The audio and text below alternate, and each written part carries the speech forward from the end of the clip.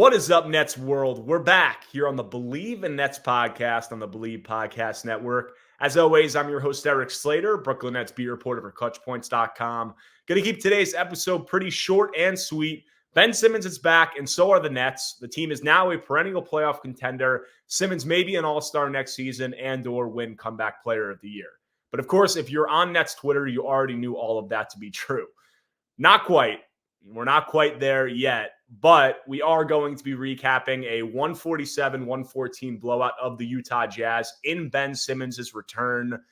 And in all seriousness, Simmons looked great. He looked fantastic in this game. 10 points, 8 rebounds, 11 assists, 0 turnovers. He was a plus 27 in 18 minutes. I think it's not a stretch to say that he controlled the whole game in his minutes and was one of the most dominant players on the floor, if not the most dominant player on the floor. He came in midway through the first quarter, immediately sparked a 20-6 run, posted 6 assists in his first 4 minutes, became the first net in the play-by-play era, that's since 1996-97, to record 6 times off the bench in an opening period.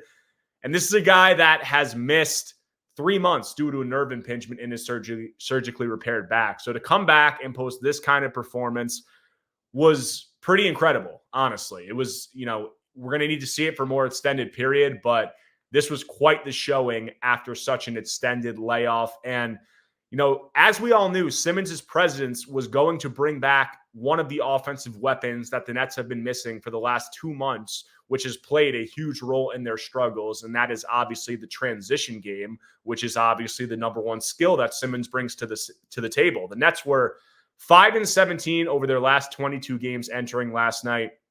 Their struggles, their deficiencies on both sides of the ball have been well chronicled by me and many others during that span. And primarily what I want to touch on is they ranked 25th in fast break points during that span. Last night, Simmons came back and they scored 28 fast break points. So, that is the difference. That's what Simmons brings to the table, in addition to defense and rebounding, obviously. But mainly, this is a Nets team that isn't good in the half court. Their offense stalls in the half court, and that's extremely glaring down the stretch of fourth quarters. Simmons being back, being healthy, allows them to have the transition game that they showed earlier this season. Earlier this season, the Nets were second in the NBA in fast break points over their first 6 games before Simmons got injured.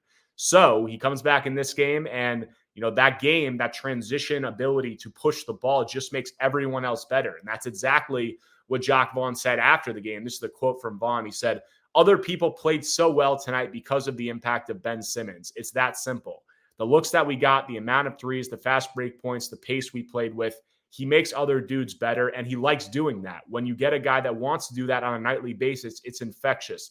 The ball movement tonight, he was the reason for that. You can't ask for anything more, especially with the time that he's missed," end quote. So, the Nets had 41 assists in this game. Now, is that all a product of Simmons? No, but I think it's fair to say that the energy, the pace, the early shot making that he was able to spark had an infectious effect, as Vaughn said. And I said 41 assists, some numbers, the 12th time in franchise history and the 3rd time since 2000 that the Nets have had 40 or more assists in the game. They made over 23s in this game for the 3rd time this season. And, what Vaughn was talking about making other dudes better, that was seen in the performances of the Nets' other top scorers. Mikal Bridges drops 33 points on 12 of 24 shooting. Cam Thomas scores 25 points on 8 of 16 shooting. Lonnie Walker, 19 points off the bench, hits 4 threes. Cam Johnson, 17 points. Royce O'Neal hits 3 threes, gets into double figures. So Simmons he takes pressure off all those guys if he's going to play the way that he played last night. And, it's funny to see, Simmons play alongside a guy like Cam Thomas, who's obviously been one of the Nets' top scorers this season alongside Mikal Bridges, and a frequent talking point over these struggles over the last month, him coming out of the starting lineup, questions about his role, little inconsistencies there. But it's just funny to see Simmons back playing alongside Thomas, because Thomas doesn't want to pass unless he absolutely has to, and Simmons doesn't want to shoot unless he absolutely has to. So it's just funny seeing that juxtaposition on the floor, but it's also ironic because it's exactly what those two guys need alongside one another. I've said that Thomas needs a guy next to him who can do 2 things. That's handle the ball and defend at the point of attack. And that's obviously why we saw, him be moved out of the starting lineup and go to the bench, because he couldn't play alongside Spencer Dinwiddie, because Spencer Dinwiddie can't defend. And frankly, while maybe he's improving somewhat, Cam Thomas can't really defend either. So you get a guy like Simmons who can defend at the point of attack, who can handle the ball and facilitate, get out in transition, take some of the pressure off Thomas as a facilitator, which obviously isn't the main strength of his game. And it's going to look a lot better. Same for Mikal Bridges, in the sense that it lets him slide back to an off-ball role. It allows him to run the floor and pick his spots to create in the half court, not forcing him to do that at a rate that he really never has throughout his career. And not having to handle the ball all the time is going to allow himself to have more, energy to spend on the defensive end of the floor, which has clearly been on a downswing since he came to Brooklyn. So there's just a trickle-down effect from Simmons, and I think we saw all of that in this game last night from the jump. And, this was the vision for Brooklyn. Simmons pushing the pace and creating transition looks to keep the Nets out of the half court, where Jacques Vaughn said earlier this season, point blank, they don't want to play. So that's 3-point shooters getting looks all over the place in transition, Cam Thomas and Mikal Bridges creating looks in the half court when needed, and then Nick Claxton anchoring the defense. So it's the vision that the Nets had entering the year.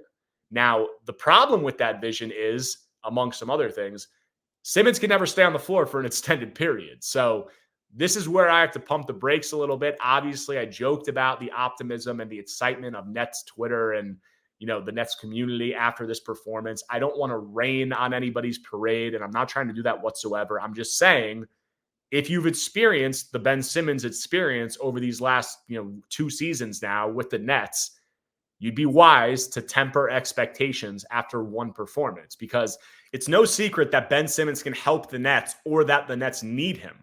The question has always been, can he stay on the floor and be dependable? And to this point in his Nets career, he hasn't even come close to doing that. And that's just a fact. Now, this game is a good start and a positive sign, no doubt. But the question marks don't change after one game. They're not going to change unless we see this play at this level for, over a month-long span. So it was a great night for Simmons and the Nets. Simmons was just pretty cocky in his post-game press conference. He said he told his teammates, you know what time it is when he checked in the game. He said, it's always a fast break when I have the ball. And it was almost to the point where it was like, pump the brakes a little bit here. I get it. Like, he had a great game, and that's awesome, and he can be happy about it. But it's about to be February, and you're playing your 7th game of the season. So maybe, let's do this for a little bit of a month, and let's play in more than 20% of the team's games before we start getting cocky to that level. And some of those quotes got some attention. Chandler Parsons actually took a couple of the ones that I put out and was clowning Simmons on FanDuel TV. After the game, Simmons had this quote: "As soon as I checked in, I told them, you know what time it is." He also said, "It's always a fast break when I have the ball." I honestly thought these were not real quotes, guys. Which one's your favorite?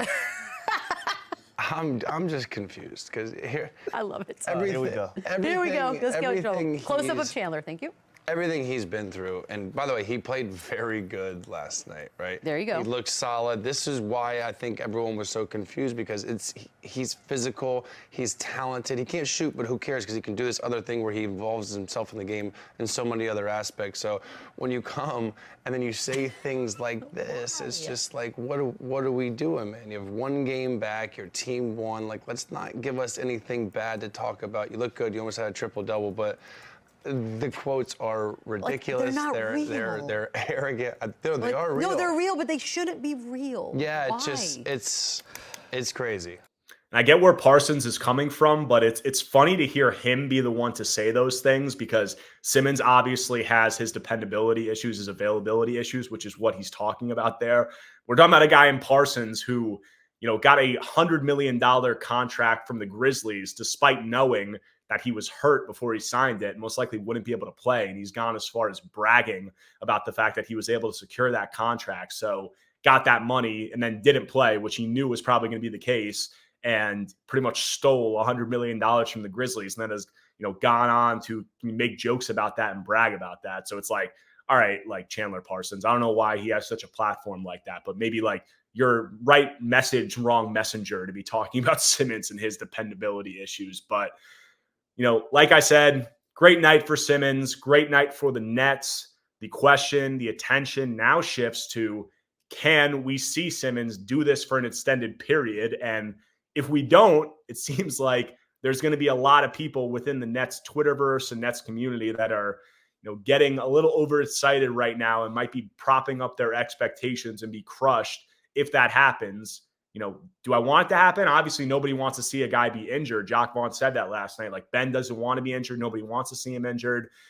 But he's been injured a lot. I mean, and until he's not for an extended period, those questions are going to continue to follow him. And I've always had two questions about Simmons and two criticisms of Simmons with the Nets. Obviously, the first was his dependability, and the second was the team not being able to practically play him down the stretch of close games in the fourth quarter. And while this was a great performance by Simmons, we still obviously didn't get to see that aspect of it because it was such a blowout and the game was so handily a 20-point distance, down the stretch of this one. So those questions will remain because Simmons, frankly, he still doesn't want to look at the basket. And now, did he have to in this game? No. It was still a great performance.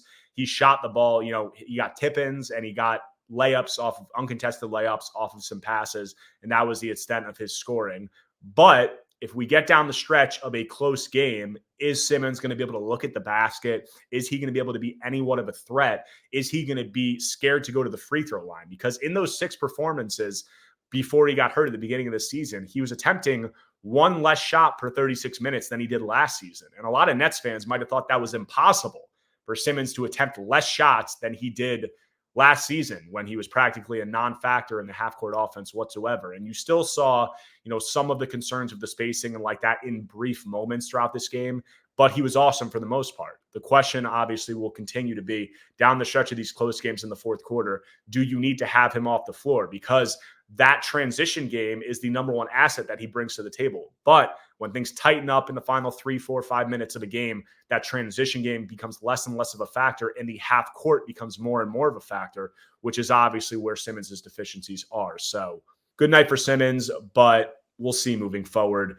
Last thing I wanted to touch on quickly before I close out this brief solo pod is the Nets are obviously welcoming the Phoenix Suns on Wednesday, which means that Kevin Durant will make his return to Barclays Center. And that has sparked a conversation about whether KD should get a tribute video from the Nets. Well, Durant made it known how he stands on that conversation. He responded to a poll on Twitter saying he didn't want a video and that the night would be better without it. He also was quoted in a really good article by Dwayne Rankin of the Arizona Republic. And this is what he had to say. What did I do to deserve a video? Seriously, or is it because of my name? I'm just another player, man. I don't deserve none of this extra attention. Everybody looking at me when the game starts. The game is about all the players on the court. It ain't about me. I was there for 3 years, 4 years, and we didn't accomplish anything worth being celebrated for. I don't feel like I deserve one. I didn't feel like I stayed there long enough. I didn't put in enough work. I didn't leave a lasting impact. Me and the fans didn't connect enough for me to feel like a part of them.